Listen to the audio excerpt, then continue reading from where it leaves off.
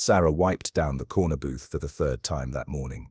At 6:15 a.m., the diner was nearly empty except for truck drivers grabbing coffee and the old woman who sat in booth 7 every single day. Margaret arrived at exactly 6:30 a.m. She walked slowly, gripping her cane with trembling hands. Her clothes were clean but worn, her grey hair pulled back in a simple bun. Sarah had been working at Jerry's diner for 2 years, and Margaret had been coming in for at least that long. "Good morning, Mrs. Margaret," Sarah said, helping her slide into the booth. "Just Margaret. Dear, you know I don't like the missus." The old woman's voice was soft but firm. Sarah smiled and poured coffee without asking. 1 cream, no sugar. She knew the order by heart. 2 scrambled eggs, white toast, and a small bowl of oatmeal. Margaret never ordered anything else. What made their morning routine special wasn't just the food. Margaret's hands shook too much to cut her toast or butter it properly. Her fingers couldn't grip the spoon steady enough for the oatmeal. So Sarah helped. She cut the toast into small squares, buttered each piece, and sometimes even helped guide the spoon when Margaret's tremors got bad. The other waitresses thought Sarah was wasting time. "You're not getting paid extra for playing nurse," Brenda said one morning. Sarah didn't care. Margaret never had visitors. She never mentioned family. She paid with exact change from a small cloth purse and left a $2 tip every time, which Sarah suspected was more than the old woman could afford. Before we continue, let us know in the comments where you're watching from, and don't forget to like, share and subscribe to the channel. This morning felt different. Margaret seemed distracted, her pale blue eyes darting toward the window every few minutes. "Everything okay?" Sarah asked while cutting the toast. Margaret's hand touched Sarah's wrist. "You're a good girl, your mother raised you right." She tried her best. Sarah's mom had died 3 years ago, leaving her to support her younger brother through college. "I never had children," Margaret said quietly. "I wanted them, but life had other plans." Sarah had heard bits of Margaret's story over the months. A marriage that ended decades ago, a career she never talked about, a life that seemed to shrink year by year, until it fit inside this small booth at 6:30 every morning. "You have me," Sarah said, squeezing her hand. "I'm not going anywhere." Margaret's eyes filled with tears. "You don't know what that means to me." When Margaret left that morning, she turned back at the door. "Sarah, whatever happens, remember that kindness is never wasted." The words felt like goodbye. 3 days passed. The corner booth stayed empty. Sarah tried not to worry at first. Maybe Margaret was sick, maybe she had family visiting. But by the 3rd morning, the knot in her stomach had grown into real fear. "I'm sure she's fine," Brenda said, refilling the coffee station. "Old people get sick, it happens." But Sarah couldn't shake the feeling something was wrong. Margaret had never missed a day. Not once in 2 years. Not during snowstorms or summer heat waves. Rain or shine, she was there at. On the 4th morning, Sarah asked Jerry, the owner, if he knew anything about Margaret. Address. Phone number. Jerry scratched his head. "We don't keep that stuff for regular customers. She always paid cash. Never caused problems." Sarah felt helpless. She didn't even know Margaret's last name. The old woman had shared pieces of her life, but never the practical details. No address, no phone number, no emergency contact. The breakfast rush started, and Sarah forced herself to focus on other customers. But her eyes kept drifting to booth 7. At 8:30 a.m., the door opened. Sarah's heart jumped. But it wasn't Margaret. 2 men in dark suits walked in. They weren't the usual crowd. Their shoes were polished, their suits expensive. They looked completely out of place in the worn diner with its cracked vinyl seats and faded linoleum. They scanned the room and walked straight to Sarah. "Are you Sarah Mitchell?" the taller one asked. Sarah's throat went dry. "Yes. Who's asking?" "We're looking for information about a woman who frequents this establishment. Elderly, uses a cane, sits in that booth." He pointed to booth 7. "Margaret, is she okay? What happened?" The men exchanged glances. "We need to ask you some questions. Would you be available after your shift? Tell me if she's okay first." Sarah's voice rose. Other customers were starting to stare. "We can't discuss details in public," the shorter man said. "But time is important. When do you finish work?" Jerry appeared from the kitchen. "What's going on here?" The taller man pulled out a business card. "We represent a client who has taken an interest in Miss Mitchell's relationship with our associate. We'd like to arrange a meeting." The card was heavy, expensive paper. It listed a law firm Sarah had never heard of, with an address in the city's financial district. I don't understand, Sarah said. Who's your client? Why do you care about Margaret? All will be explained. Can you come to this address tomorrow at 2 p.m.? He handed her a second card with a different address. Sarah looked at Jerry, who shrugged. Take the afternoon off if you need it. The men left as quickly as they'd arrived.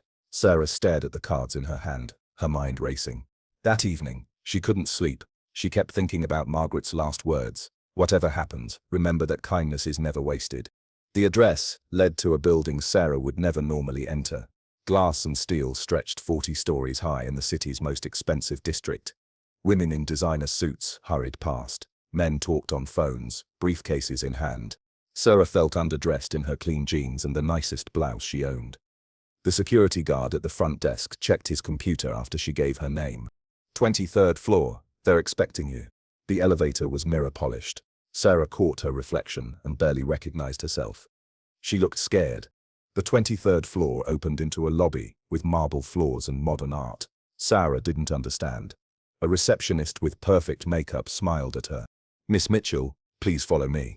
They walked down a hallway lined with closed doors. The receptionist stopped at a conference room and opened the door. Sarah stepped inside and froze. The room was full of people. Not just the two men from the diner. There were 6 others, all in expensive suits. Papers covered the long table. Laptops were open. Everyone stopped talking and turned to look at her. Miss Mitchell, thank you for coming. A woman in her 50s stood and extended her hand. I'm Caroline Price, senior partner at Price & Associates. Please, sit down. Sarah sat in the leather chair, feeling like she was in a movie. This couldn't be real. I'm sure you're confused, Caroline said. Let me start by asking, how well did you know Margaret Sullivan? Sullivan? I didn't know her last name. Sarah's voice cracked. Is she okay? Please just tell me if she's okay. Caroline's expression softened. Margaret passed away 6 days ago. Peacefully, in her sleep. I'm very sorry. The room tilted. Sarah gripped the edge of the table. 6 days ago. That was the morning after Margaret said goodbye. She knew, Sarah whispered. She knew she was dying. Margaret had been ill for some time, Caroline said gently. She chose not to seek aggressive treatment. She wanted to spend her final months as she wished, which included her morning visits to Jerry's diner. I don't understand why I'm here. Tears ran down Sarah's face. She didn't try to hide them. Caroline slid a box of tissues across the table. You're here because Margaret left very specific instructions regarding her estate. Instructions that directly concern you. Her estate. Margaret was... Sarah stopped. She'd assumed Margaret was poor. The worn clothes, the exact change, the tiny tips. Margaret Sullivan was worth approximately $87 million, Caroline said. The room went silent. Sarah couldn't breathe. That's impossible. She could barely afford breakfast. One of the lawyers, a younger man, spoke up. Miss Sullivan was extremely frugal by choice. She lived on a modest pension and social security, keeping her wealth untouched for decades. Why? Sarah asked. Why live like that? That's something she addressed in her letters to you, Caroline said. But first, we need to discuss the will. Caroline opened a leather folder and pulled out a thick document. Margaret Sullivan's last will and testament was updated 4 months ago. It's unusual in several ways. Sarah couldn't process what was happening. Margaret had $87 million. The woman she'd helped butter toast. The woman who counted out exact change for a $6 breakfast. The will names several beneficiaries, Caroline continued. Charities, medical research foundations, her alma mater, but the largest single bequest, $42 million, goes to you. Sarah's vision blurred. No, that's a mistake. There's no mistake, Caroline said firmly. However, the bequest comes with conditions. Margaret was very specific about this. She wanted to ensure the money would be used wisely and that you understood why she was giving it to you. One of the other lawyers passed Caroline another folder. She opened it and read, Sarah Mitchell has shown me more genuine kindness than anyone I've known in decades. She asked nothing in return, expected no reward, and treated me with dignity when others saw only a burden. She represents the best of humanity, and I trust her to use this gift to create good in the world. Sarah was crying openly now. I just helped her with breakfast. That's all. I just cut her toast. You did more than that, Caroline said. You saw her. Not as an old woman taking up space, not as a customer, but as a person who mattered. Margaret had been testing people for years, Miss Mitchell. She lived modestly, dressed plainly, and observed how others treated her when they thought she had nothing to offer. Testing people? The words felt hollow. The younger lawyer spoke again. Miss Sullivan had been hurt badly in the past. Family members who wanted her money, friends who disappeared when she needed help. She spent the last 20 years deliberately living below her means, searching for authentic human connection. And she found it in you, Caroline said. But the bequest has conditions. You must meet with our team once a month for the first year to discuss how you're using the funds. You cannot give large sums to others without approval. You must continue working for at least 6 months before making any major life changes, and you must read the letters Margaret left for you. Letters? Sarah's voice was barely a whisper. Caroline pulled out a stack of envelopes tied with ribbon. Margaret wrote you a series of letters. She wanted you to understand her life, her choices, and why she picked you. She also left discs for our team.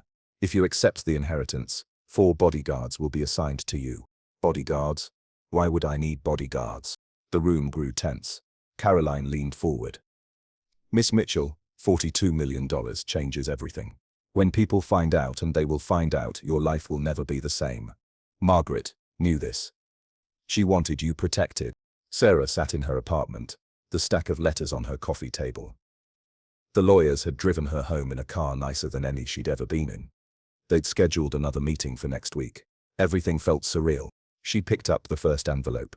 Her name was written in Margaret's shaky handwriting. My dear Sarah, if you're reading this, I'm gone. I hope my passing was peaceful. I hope I didn't suffer. But mostly, I hope you're not too sad. I was ready to go. I'd been ready for a long time. You're probably confused and overwhelmed. I'm sorry for that. I debated whether to tell you before I died, but I was afraid it would change things between us. Those mornings at Jerry's diner were the happiest hours of my last years. I needed them to stay pure and simple. I need you to understand my story. Sarah read through the night. Margaret's letters told a story Sarah had never imagined. Margaret had been born into poverty during the Depression. She'd worked her way through college at a time when few women did. She'd married young, divorced young, and then thrown herself into her career in finance. By 40, she was wealthy. By 50, she was rich, beyond measure. Money changed people around me, Margaret wrote. My sister stopped calling, except to ask for loans. My ex-husband sued me twice. Friends I'd known for years suddenly had business opportunities that required my investment. I realized I didn't know who truly cared about me and who cared about my bank account. So I conducted an experiment. I moved to a modest apartment. I lived on a small income. I dressed simply and spent my days in places where wealthy people didn't go. I wanted to see who would dag me when they thought I had nothing to offer. The results broke my heart, Sarah. Most people ignored me. Some were rude. Others were kind but distant, offering politeness but not connection. I spent years searching for authentic human kindness. Then I found your diner, and I found you. Margaret described watching Sarah over weeks before she let herself become a regular. She'd seen Sarah help an elderly man tie his shoes. She'd watched her split her own lunch with a homeless person who came to the door. She'd observed how Sarah talked to every customer like they mattered, whether they tipped well or not. You helped me because helping people is who you are, Margaret wrote. Not because you wanted something from me, not because anyone was watching. You helped me cut my toast, because your mother taught you that kindness matters. That's rare, Sarah. Rarer than you know. The letters continued through the night. Margaret wrote about her health declining, about knowing she was dying, about deciding to leave her money to causes and people who would use it well. I'm leaving you $42 million, because I trust you. But more than that, I'm leaving it to you because I want to show you what your kindness was worth, not just to me, but to the world. Don't let anyone tell you that cutting an old woman's toast was a small thing. Small acts of kindness are how we change the world. You changed mine. Sarah was crying so hard she could barely read the final letter. Use this money to be more of who you already are. Help others the way you helped me. Live well, be generous, find joy. And remember that every morning we shared at Jerry's diner mattered more than any investment I ever made. With love and gratitude, Margaret. News leaked on day 3. Sarah woke to find reporters outside her apartment building. Miss Mitchell, how does it feel to inherit $42 million? Did you know Margaret Sullivan was wealthy? Can you comment on allegations that you manipulated an elderly woman? Sarah pulled back from the window, her heart racing. This was exactly what the lawyers had warned about. Her phone wouldn't stop ringing. Distant cousins she hadn't heard from in years. Her father, who'd abandoned the family when she was 12. Former co-workers, high school acquaintances, everyone had a story about how close they'd been to her, how they'd always known she was special, how they had this great opportunity that just needed some investment capital. Jerry called. There's a mob at the diner, people wanting to know about Margaret, reporters offering money for interviews. Sarah, I had to close for the day. I'm so sorry, she said. Don't apologize. But you need to be careful. People are saying things, bad things. Sarah found the stories online. Accusations that she'd befriended Margaret just for the money. Conspiracy theories about elder abuse. Relatives of Margaret's claiming they deserved the inheritance, not some stranger. The doorbell rang. Sarah looked through the peephole and saw 4 large men in suits. The bodyguards had arrived. Miss Mitchell, I'm Marcus. The lead bodyguard was professional but not unkind. We're here to help you manage this situation. Our firm was hired by Miss Sullivan 6 months ago specifically to protect you when the time came. 6 months ago, she planned all this. Miss Sullivan was very thorough. She anticipated this chaos. May we come in? The bodyguards transformed her life. They swept her apartment for listening devices. They helped her change her phone number. They screened her calls and emails. They coordinated with the lawyers to release an official statement. You need to disappear for a few weeks, Marcus said. Let the initial feeding frenzy die down. We have a safe house prepared. I can't just disappear. I have a job. My brother. Your brother is already protected.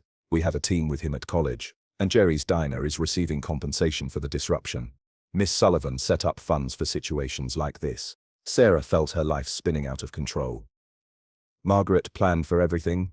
She spent months preparing. She knew what would happen when news got out. She wanted you protected. That night, the bodyguards moved Sarah to a house in the countryside. No neighbors for miles, high-tech security, a team that rotated shifts to ensure someone was always watching. Sarah felt like a prisoner, even though she was being protected. She read Margaret's letters again, searching for guidance. Don't let the money make you afraid, Margaret had written. Yes, it will complicate your life. Yes, people will act differently around you. But you're strong enough to handle this. You're strong enough because your kindness comes from who you are, not from what you have. Stay true to yourself, Sarah. That's all I ask. 3 months later, Sarah returned to Jerry's diner. The media had mostly moved on to other stories. The lawsuits from supposed relatives had been dismissed. The lawyers had helped Sarah set up foundations and investment accounts.